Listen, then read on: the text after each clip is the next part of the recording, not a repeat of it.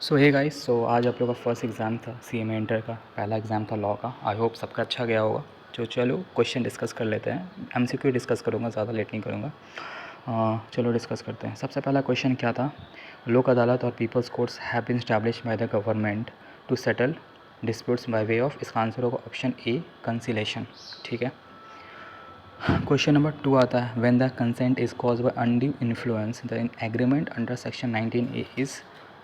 तो इसका आंसर होगा option number D, which is voidable.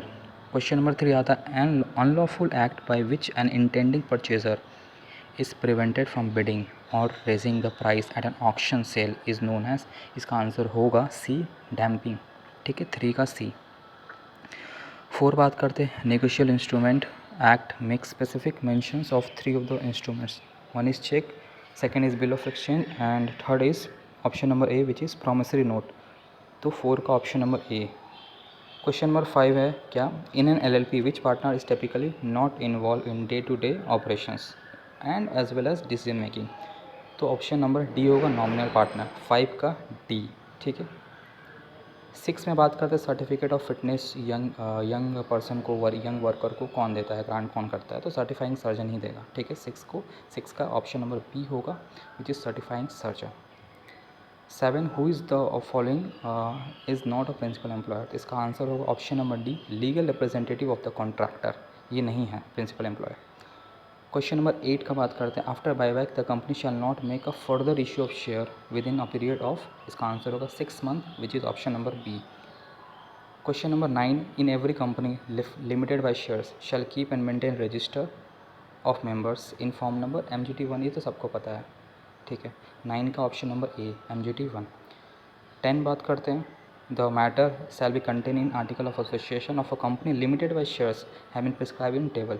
तो आर्टिकल ऑफ एसोसिएशन का तुमको टेबल का पता होगा, तो एफ से स्टार्ट होता है, FGHIJ। 5 टेबल इसका होता है और मेमोरेंडम का होता है ABCD। तो डी ऑब्वियसली सब डी तो हटा ही दिया होगा। लिमिटेड बाय शेयर जो आता है आपका ऑप्शन नंबर सी, जो कि एफ होता है, टेबल एफ में आएगा। 11 बात करते हैं, eligible company which is accepting deposit may accept deposit by means of ordinary resolutions. तो इसका आंसर होगा 11 का ए।